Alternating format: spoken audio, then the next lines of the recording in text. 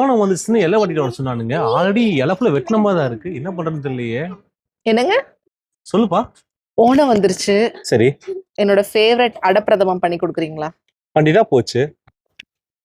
ஒரு 1/4 கிலோ அளவுக்கு அடையை எடுத்து ஒரு 1/4 ஸ்பூன் அளவுக்கு உப்பு போட்டு ஹாஃப் பாயில் பண்ணி வச்சுக்கணும்.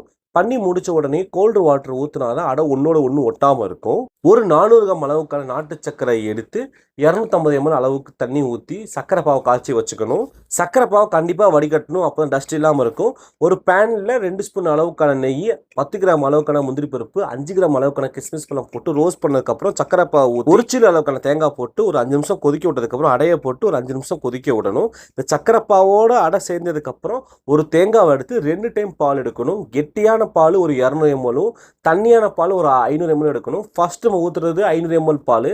ஒரு 5 நிமிஷம் வற்றினதுக்கப்புறம் ஒரு 1/2 ஸ்பூன் அளவுக்கான ஏலக்காய் பவுடர் போட்டுட்டு நல்லா ட்ரை ஆனதுக்கப்புறம் 200 ml அளவுக்கான அந்த தேங்காய் பாலை ஊற்றி ஒரு 5 நிமிஷத்தை இறக்கி மேலே பாதாம் பருப்பு போட்டால் தரமான கேரளா ஸ்டைல் அடை பிரதமன் ரெடி.